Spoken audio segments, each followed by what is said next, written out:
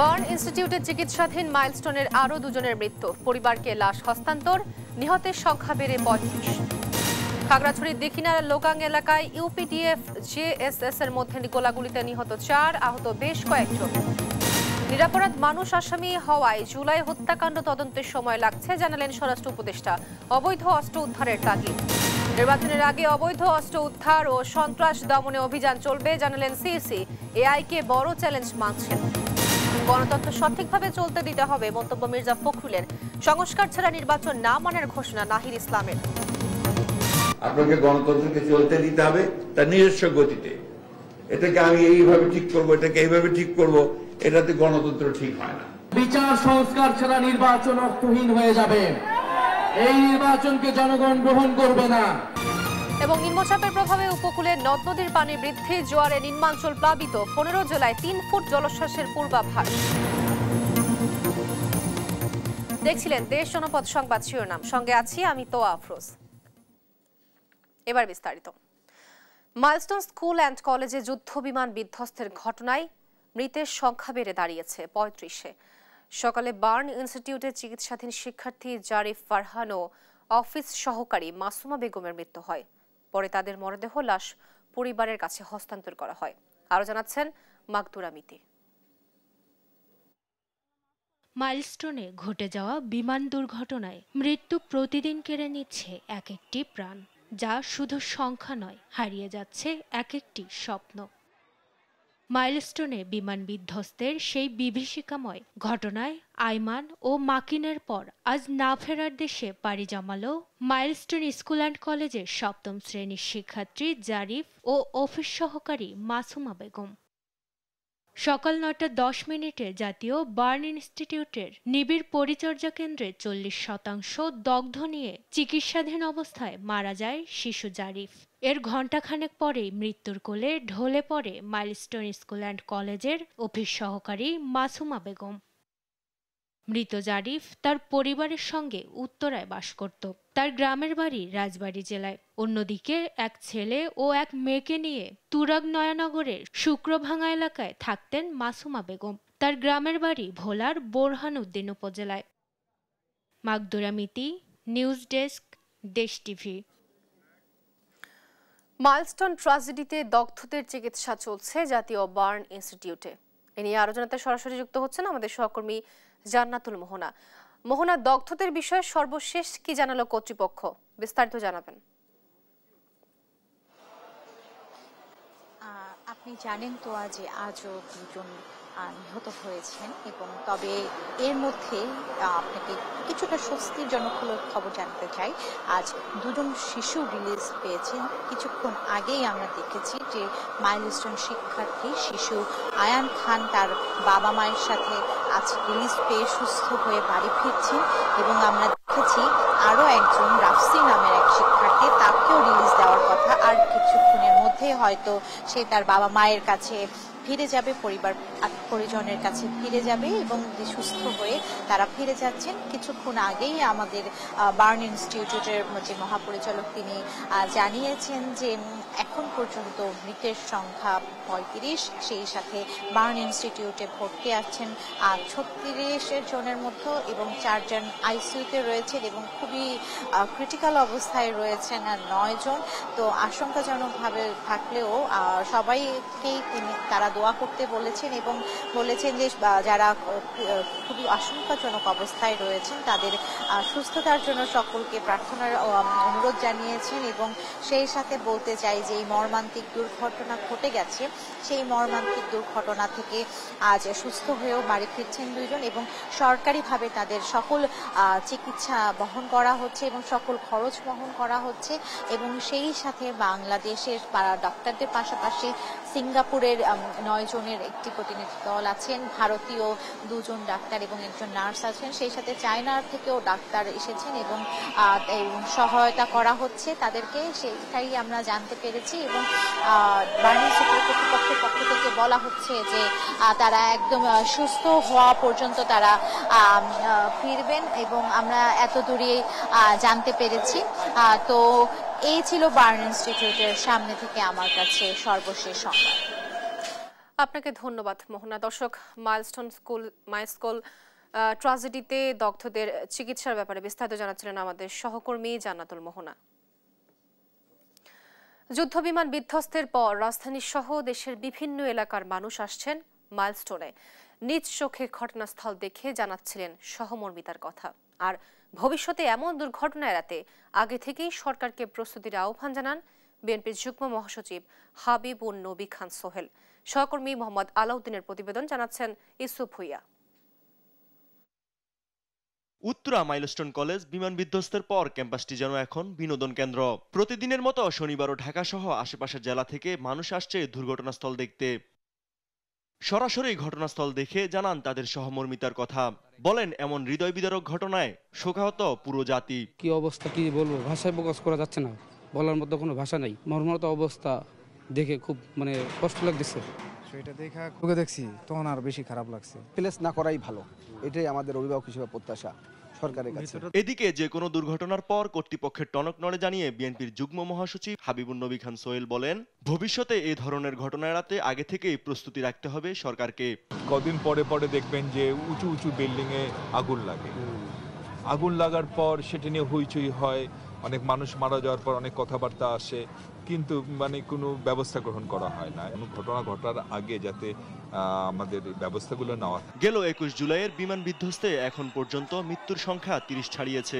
প্রতিদিনই এ তালিকায় যুক্ত হচ্ছে নতুন নতুন নাম। ইউসুফ ভুইয়া, দেশ টিভি, ঢাকা।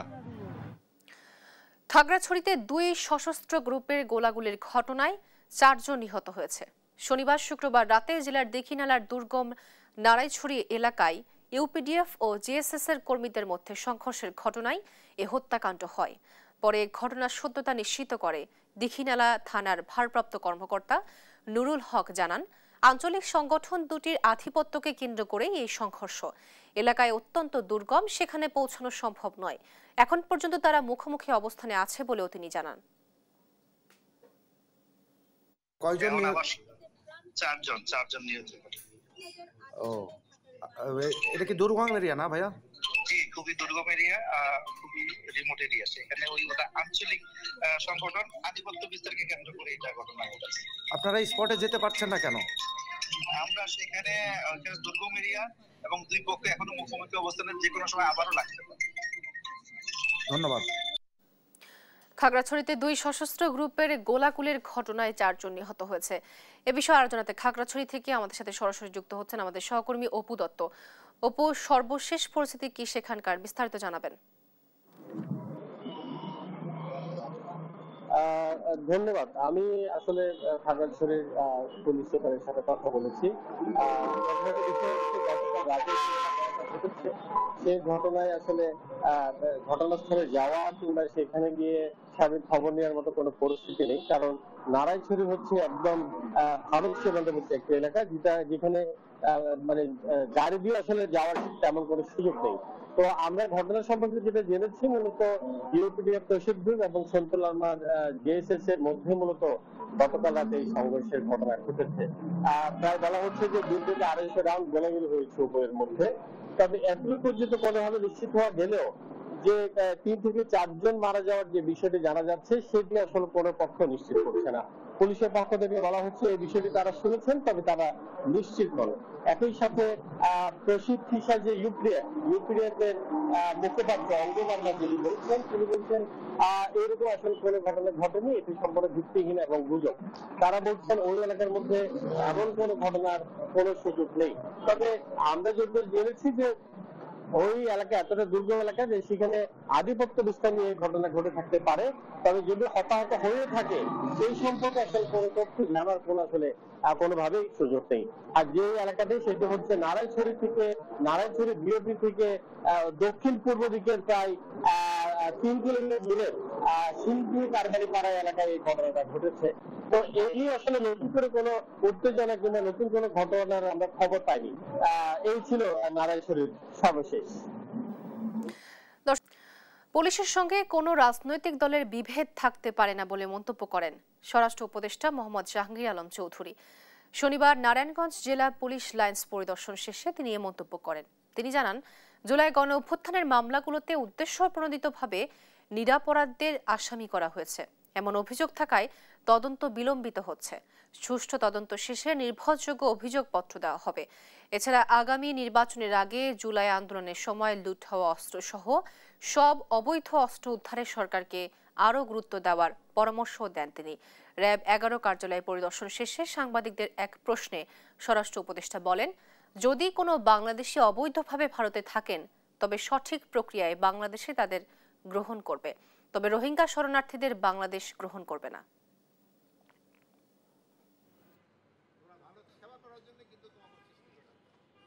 আমরা সব অস্ত্রগুলি এখনো উদ্ধার করতে পারি নাই। আমরা অস্ত্রগুলি উদ্ধার করার চেষ্টা করতেছি এবং আল্লাহ দিলে হয়তো ইলেকশনের আগে আরো অনেক অস্ত্র উদ্ধার হয়ে যাবে এবং ইলেকশনটা যেন আপনাদের সহযোগিতায়, জনগণের সহযোগিতায় ভালোভাবে হতে পারে, এই জন্য আমরা অবশ্যই চেষ্টা করব। আর একটা হত্যা মামলায় হয়তো 20 জন আসামি হওয়া দরকার ছিল, আপনারা ওখানে 200 আসামি দিয়ে ফেলছেন। এখন এই জন্য ইনভেস্টিগেশনের সময় বেশি লেগে যায়। তা আপনারাই কিন্তু আমাদের সবসময় বলছেন যেন নিরাপদ ব্যক্তি যেন কোনো অবস্থায় শাস্তির আওতায় না আসে। এই জন্য আমাদের কিন্তু এটা আরো বেশি ভাবে দেখতে হয়। একটি সুষ্ঠু, গ্রহণযোগ্য ও নিরপেক্ষ নির্বাচন আয়োজনে জাতির কাছে ইসি প্রতিজ্ঞাবদ্ধ বলে মন্তব্য করেছেন প্রধান নির্বাচন কমিশনার AMM নাসির উদ্দিন। বলেন, আগের মতো রাতে নয়, দিনের বেলাতেই ভোট হবে। আসন্ন নির্বাচনকে ঘিরে সামাজিক যোগাযোগ মাধ্যমে অপতথ্য, কৃত্রিম বুদ্ধিমত্তার অপব্যবহার রোধে ইসি কাজ করছে বলেও জানান তিনি। মাহবুব তামিমের প্রতিবেদন।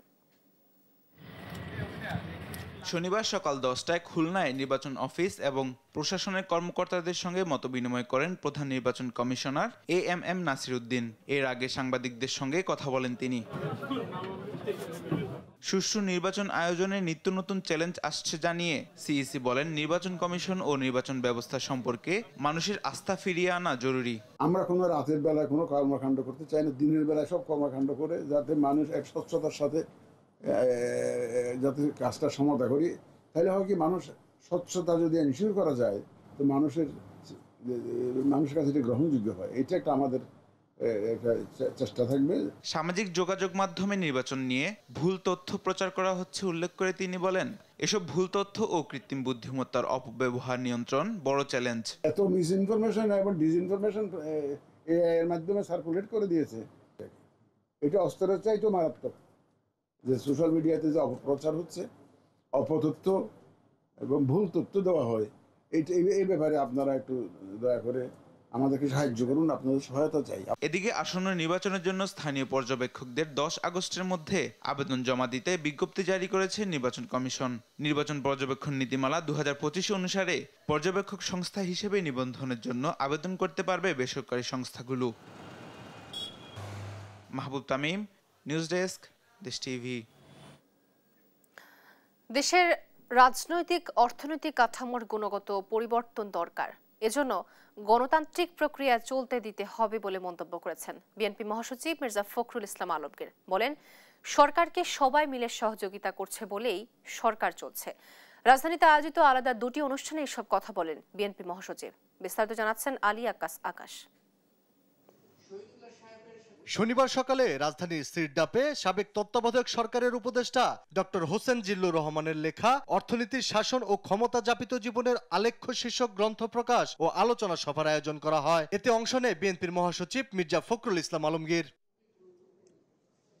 এ সময় বিএনপি মহাসচিব মির্জা ফখরুল ইসলাম আলমগীর বলেন, তত্ত্বাবধায়ক সরকারের যে ইতিবাচক প্রভাব রাজনীতি অর্থনীতিতে পড়তে শুরু করেছিল তা গেল 15 বছরে পরিকল্পিতভাবে ধ্বংস করে দেওয়া হয়েছে। দেশের রাজনৈতিক অর্থনৈতিক কাঠামোর গুণগত পরিবর্তন দরকার, এর জন্য গণতান্ত্রিক প্রক্রিয়া চলতে দিতে হবে। কোনো কিছু চাপিয়ে দিয়ে কি কোনো কিছু করা যায়? একটা প্রক্রিয়া দরকার হয়, প্রসেস দরকার হয়। গণতন্ত্রকে তার প্রক্রিয়ার মধ্যে দিয়ে চলতে দিতে হবে। ভালো মন্দ প্রথম দিকে থাকবে, আবার ঠিক হবে, আবার যাবে, আপনার উত্থান পতন ঘটবে, কিন্তু একদম বাদ দিয়ে আবার এটাকে ঠিক করতে হবে, ওটা ঠিক করতে হবে, করতে গেলে দেখবেন যে আমরা যেটা লক্ষ্য করছি সেটা ঠিক মতো কাজ করছে না। জাতীয় প্রেস ক্লাবে ফ্যাসিস্ট খুনি হাসিনার পতন ও জুলাই 24 বিপ্লবের বর্ষপূর্তি উপলক্ষে জুলাই বিপ্লব প্রত্যাশা ও প্রাপ্তি শীর্ষক আলোচনা সভায় মির্জা ফখরুল ইসলাম আলমগীর বলেন, সংস্কার মানুষের জন্য, সংস্কারের জন্য মানসিকতারও পরিবর্তন প্রয়োজন। কোনো কিছু চাপিয়ে দিয়ে কিছু করা সম্ভব নয়। সংস্কার হতে হবে একটা প্রক্রিয়ার মধ্য দিয়ে। আপনি চাইলেন আর কালকে পুলিশ ঘুষ খাওয়া বন্ধ করে দেবে, এটা মনে করার কোনো কারণ নাই। স্ট্রাকচারটা তৈরি করতে হবে এমন ভাবে যাতে করে সে ঘুষ না খায়। ঠিক একইভাবে আমাদের যে আমলাতন্ত্র, এই আমলাতন্ত্র এটা আমাদের উন্নয়নের পথে একটা বড় বাধা, নেগেটিভ গ্রো করেছে। আলী আক্কাস আকাশ, দেশ টিভি, ঢাকা। ৭২-এর সংবিধান মুজিববাদী সংবিধান, এ মন্তব্য করেছেন জাতীয় নাগরিক পার্টির আহ্বায়ক নাহিদ ইসলাম। শনিবার দুপুরে মৌলভীবাজার শহরের বেরিরপাড় পয়েন্ট এলাকায় পথসভায় তিনি এ মন্তব্য করেন। বলেন, ৭২-এর সংবিধান ছিল বাংলাদেশের মুক্তিযুদ্ধ ও স্বাধীনতা সংগ্রামের আকাঙ্ক্ষাকে নষ্ট করে দিয়ে মুজিববাদী সংবিধান প্রতিষ্ঠার এক চক্রান্ত। আর এখন এই সংবিধান রক্ষা করার জন্য বিভিন্ন গোষ্ঠী রাজপথে নেমেছে। এ সময় সংস্কার ব্যতীত কোনো ধরনের নির্বাচন মেনে নেওয়া হবে না বলেও তিনি হুঁশিয়ারি দেন। ৭২-এর সংবিধানকে রক্ষা করার জন্য বিভিন্ন গোষ্ঠী রাজপথে নেমেছে।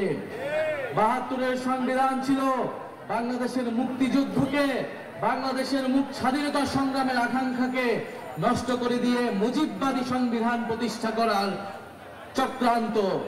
আমরা সেই চক্রান্তের ভিতরে গত ৫৪ বছর ছিলাম, কিন্তু জুলাই গণ অভ্যুত্থানের মাধ্যমে আমরা সেই চক্রান্ত থেকে বের হতে চাই।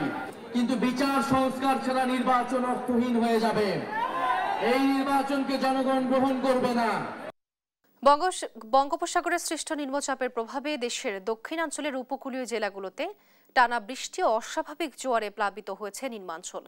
পায়রা বন্দরের ১১০ কিলোমিটার দক্ষিণ পশ্চিমে বঙ্গোপসাগরে সৃষ্ট নিম্নচাপটির প্রভাবে পটুয়াখালীর কলাপাড়া, গলাচিপা, রাঙ্গাবালি সহ অন্তত ১০টি গ্রাম প্লাবিত হয়েছে। নোয়াখালীর নিঝুম দ্বীপের প্রধান সড়ক ও বাজার পানিতে তলিয়ে গেছে। এতে ৪ ঘন্টার জন্য বিচ্ছিন্ন হয়ে পড়ে সড়ক যোগাযোগ। চাঁদপুরের মেঘনায় পানি বিপদসীমার ২১ সেন্টিমিটার উপরে। এতে হাইমচরের চর ভাঙ্গা ও আশপাশের এলাকায় পানি ঢুকে পড়ে। বরিশালের কীর্তনখোলায় পানি ৩০ সেন্টিমিটারের উপরে ওঠায় নগরীর নির্মাঞ্চলের রাস্তাঘাট ও বাড়ি তলিয়ে গেছে। পানির তোড়ে কক্সবাজারের টেকনাফে মেরিন ড্রাইভের ১০টি স্থানে দেখা দিয়েছে ভাঙন। ফসলি জমিতে ঢুকে পড়েছে লবণাক্ত পানি। এদিকে দেশের সব সমুদ্র বন্দরকে ৩ নম্বর সতর্ক সংকেত দিয়েছে আবহাওয়া অধিদপ্তর। নিরাপদ আশ্রয়ে থাকতে বলা হয়েছে মাছ ধরার ট্রলারগুলোকে। গতকাল থেকে আসলে নিম্নচাপটা আরো বেড়েছে সমুদ্র বন্দরে। তো আবহাওয়া অফিস থেকে ৩ নম্বর সতর্কতা সংকেত দেখাতে বলা হয়েছে। তো আমরা লাইফ গার্ড এবং বিস্কর্ণের পক্ষ থেকে আমরা লাইফ বিচে আমাদের দায়িত্ব ছিল যাতে টুরিস্টরা যাতে মানে বিপদে না পড়ে। তো আমরা লাইফ গার্ডরা সকাল ৭টা থেকে সূর্যাস্ত পর্যন্ত আমরা চেষ্টা করতেছি লাইফ গার্ডরা যাতে টুরিস্টরা এসে যেন বিপদে না পড়ে। দেশের শীর্ষস্থানীয় যশোরের নোয়াপাড়া শিল্প গ্রুপের প্রধান কার্যালয়ে পেট্রোল বোমা হামলাকারীদের গ্রেফতারের দাবিতে দোকানপাট বন্ধ রেখে অর্থ দিবস ধর্মঘট ও বিক্ষোভ সমাবেশের কর্মসূচি দিয়েছে ব্যবসায়ীরা। রোববার সকাল থেকে যশোরের নোয়াপাড়া নৌবন্দরের ব্যবসায়ীরা এই কর্মসূচি পালন করবে। নোয়াপাড়া সার, সিমেন্ট, খাদ্যশস্য ও কয়লা ব্যবসায়ী সমিতির উদ্যোগে আয়োজিত এই কর্মসূচিতে আমদানিকারক, রপ্তানিকারক, ঘাট, মোটর শ্রমিকরা সহ প্রতিষ্ঠানের কর্মকর্তা, কর্মচারী এবং বিভিন্ন রাজনৈতিক দলের নেতৃবৃন্দ অংশগ্রহণের কথা রয়েছে। ব্যবসায়ী নেতারা জানান, গেল 18 জুলাই ভোর রাতে দুর্বৃত্তরা যশোরের নোয়াপাড়ার বাজারে অবস্থিত প্রধান কার্যালয়ে পেট্রোল বোমা নিক্ষেপ করেন। এই হামলা পূর্ব পরিকল্পিত বলেও অভিযোগ করেন তারা। লালমনিরহাটে জমি সংক্রান্ত বিরোধের জেরে দুই পক্ষের সংঘর্ষে এক বৃদ্ধার মৃত্যু হয়েছে। আহত হয়েছেন অন্তত ৩ জন। শনিবার সকালে আদিতমারি উপজেলার উত্তর গোবাধা এলাকায় এই ঘটনা ঘটে। স্থানীয়রা জানিয়েছেন, নিহত আছিয়া বেগমের সঙ্গে ভাতিজা রেজাউলের জমি নিয়ে দীর্ঘদিন বিরোধ চলছিল। সকালে জমি চাষ করতে গিয়ে উভয় পক্ষের মধ্যে কথা কাটাকাটির এক পর্যায়ে সংঘর্ষ বাধে। সংঘর্ষে প্রতিপক্ষের আঘাতে ঘটনাস্থলেই আছিয়ার মৃত্যু হয়। আহত হন কমপক্ষে ৩ জন।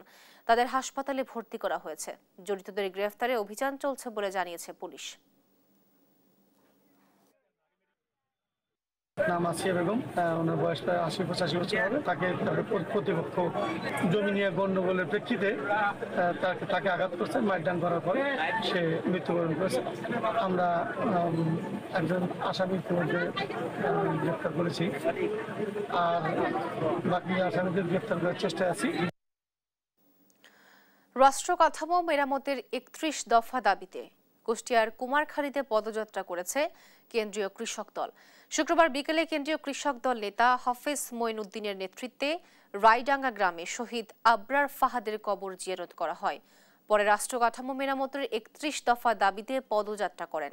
এ সময় হাফেজ মঈনুদ্দিন বলেন, আগামী দিনে আবরার ফাহাদকে স্মরণ করে এলাকার মানুষের সেবা করে যাবেন।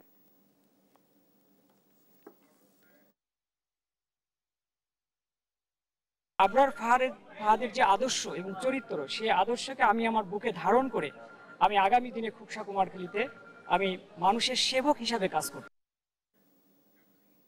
দেখছেন দেশ জনপদ সংবাদ।